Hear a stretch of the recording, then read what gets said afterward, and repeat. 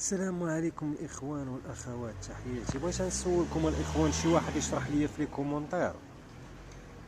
بغيت غنفهم انا كيفاش يقول لك المغاربه جابوا الصهاينه، جابوا اليهود، جابوا لنا التطبيع، جابوا كذا. مي في نفس الوقت كنشوف صبري بوقادوم سفير الجزائر في امريكا كيطلب من اللوبي الاسرائيلي يتدخل له باش انه يعطي جميع الثروات النادره اللي كاينه في الجزائر، يعطيها لدونالد ترامب. علاش؟ باش دونالد ترامب يتخلى على المغرب. يا سبحان الله، مشيتو لافريقيا، المغرب ملي مشى لافريقيا تجيو تفرقوا الملايير ثروه الشعب، والشعب سبحان الله العظيم بحال تياكل عندكم التبن مضبع. سبحان الله العظيم، الشعب الكرغولي مضبع، ما فاهمش، ما عارفش دمه فين غادا. لا حطيتي له غير ما ياكل صافي تيقول لك الله يخليك.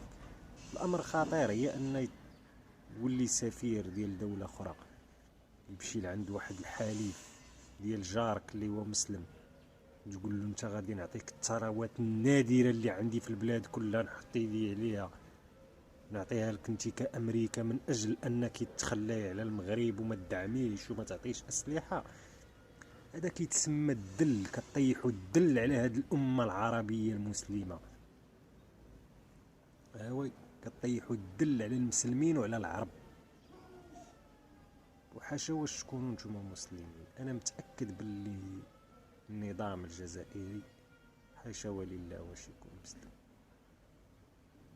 السلام عليكم. بحثوا الاخوان في هذه القضيه ديال صبري بوقادوم سفير الجزائر في امريكا، وقال الامريكان نعطيك كاع الثروات النادره وتخلي على المغرب وسحبي الاعتراف ديالك. وتخيل معايا هاد الناس هادو، راه ما فهمتش انايا في غاديين بهاد العباد ديالهم، بهاد الحماق. العوض اللي يمشي يقابل بلادو فيها 2 كيلومتر مربع حاضي المغرب. العقده ديالو الشوكه اللي حاصله له هنا هي المغرب. وعرفتي المغرب مملكه شريفه، الشعار ديالها هو الله الوطن الملك، مسبقين الله هو الاول، وهذا الوطن وهذا الملك.